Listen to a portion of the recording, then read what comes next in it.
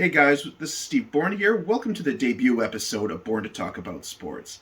Anybody who knows me knows that I love talking about sports. I listen to sports podcasts, I watch sports television. I like I said, I don't know what else to say there. But so I figure that I want to record my thoughts and feelings as well as because when everyone goes on like 15, 20-minute coffee breaks at work, sometimes they just like sit and watching YouTube videos. So I figured might as well do something like that. I know I do when I'm on my breaks at work. So for this debut episode, I'm going to start off talking about the NFL divisional playoffs starting this Saturday, the 22nd, with the first game of the Cincinnati Bengals in Tennessee to face the Tennessee Titans. Tennessee is coming off a bye week, plus they're getting their top running back, probably one of the best in the game, in Derrick Henry. And Cincinnati is coming off their first playoff victory in over in over 30 years. To me, this should be a relatively close game, and the only way I think Cincinnati wins is to keep Tennessee's offense, especially Derrick Henry, off the field. If they can, I think they will be successful. Problem is I don't. I do think Tennessee wins. The bye week is huge. They get everybody rested and everybody healthy as they're going to be, as well as the numbers show that teams coming off a bye week usually win their divisional game. So in this case, I do think Tennessee wins, but I do think it's going to be a one-score game. The second game tonight will be the Green Bay Packers hosting the San Francisco 49ers. Again, Green Bay is coming off a bye. San Francisco is getting people healthy. But the Green Bay Packers are just too dominant of a team. Aaron Rodgers is most likely the league MVP, regardless of what you think about his personal stuff. With the vaccination status, Aaron Rodgers and Devontae Adams are probably one of the best QB receiving combos in the league right now with Stephon Diggs, Josh Allen, Joe Burrow, and Jamar Chase. So I do think that the Green Bay Packers win. It will be cold, not as cold as it was last week in Buffalo for the Buffalo New England game, but it will be cold. It'll be hovering around freezing Fahrenheit. I do think it'll be a fun game to watch, but I do think Green Bay pulls it out. Now, for the Sunday games, the first one is the LA Rams going across country to Tampa Bay to face Brady and the Bucks. Again, this is going to be another close game. I do think, though, the Rams pull this one out. I think their defense is too dominant, and Tampa is missing some of their key offensive players. Um, Von Miller for the Rams, who they just picked up from Denver this during the season, is finally starting to come into his own, starting to play a bit better. And I just think that Rams defense is going to make Brady's life a living hell. Brady actually led Tampa in rushing yards last week against Philly. That can't happen. 45 years old, has pretty much no legs. He's step back and throw. And with the Rams defense, I just don't see Brady being successful. So take the Rams on that one. And then the final game, the game that's close to my heart, is my Buffalo Bills head over to Kansas City for an AFC Championship rematch. It's a lot different this year than last year when the Chiefs won by 14. This time the Bills are healthy. Last year, Cole Beasley was playing on a broken leg. Bills only had one running back who was not playing well in Devin Singletary. And even Stephon Diggs had oblique issues. This year, everybody's healthy, ready to go. Bills did win in Week 5 this year, but that game, I think, is meaningless when it comes to playoff time. However, though, I do think Buffalo does find a way to avenge last year's loss, but it will be a close game.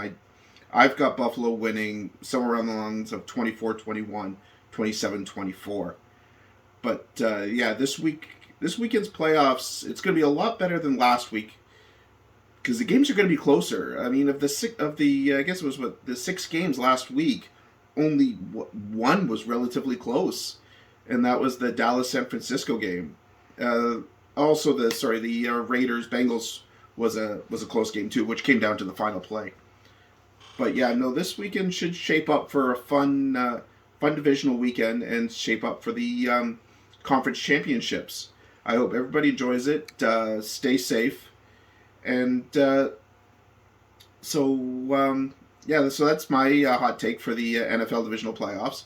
I'm not huge into like the sabermetric stats or the advanced stats. I just know what I see in front of me. I'll look up little things here and there, but yeah. So I've got for my conference championships, Tennessee will face Buffalo, and Green Bay will face the LA Rams. Tennessee does have home field throughout the playoffs, going to the Super Bowl. So does Green Bay. However, though, I mean, in the NFL, you just never know. So that's, again, my take for the NFL divisional playoffs. Everybody enjoy it. Have a cold one, but please be safe. So I'm going to go to my next subject, which is the state of the Edmonton Oilers. Growing up in York region, Connor McDavid is from my original hometown of Newmarket, Ontario.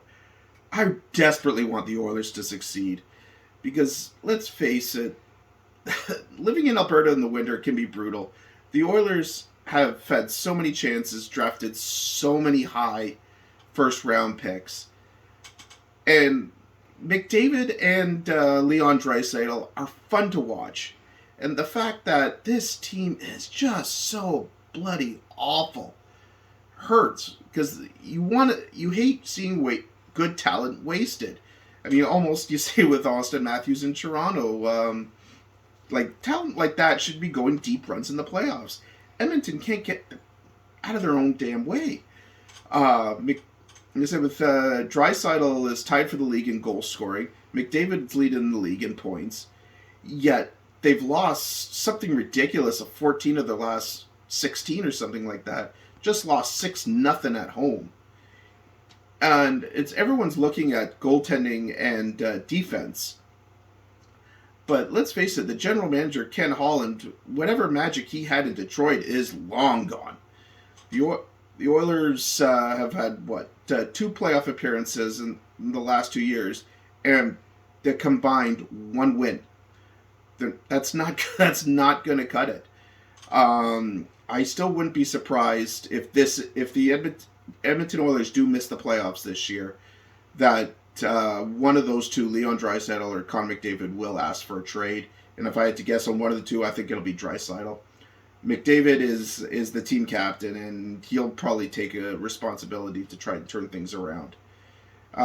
Edmonton wasted a salary move by signing Zach Hyman to that deal. I loved Zach Hyman, but he's injury prone, unfortunately, with the style of play. And to sign him to a long-term deal was, I think, pure stupidity. I think signing Darnell Nurse to $9 million a year for I'd say above average defenseman, but not superstar, was a waste of money.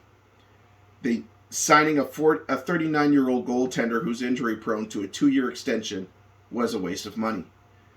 And having a backup in Mikko Koskinen who is not ready to be an NHL starting goalie. It just reeks of poor decision making in Edmonton and really bad forethought. I hope Edmonton turns it around, but I do think that the first move coming is, unfortunately, the coach is going to, Dave Tippett will be, I think he'll be fired, unfortunately. It's not his fault when he has no defense and no goaltending to work with. So that's going to be the first episode. I know it's a little bit shorter than what most people thought, but I'm still, again, first episode, always trying to work out the kinks.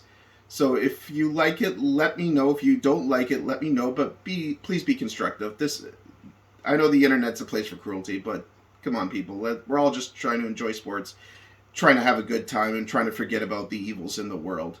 So if you like this video, again, give me a like. Comment on YouTube. I'm also on Twitter at SteveBourne1. Eventually going to work up an Instagram channel as well. So again, thanks for enjoying. Tell me what you liked, tell me what you didn't, and enjoy the playoffs.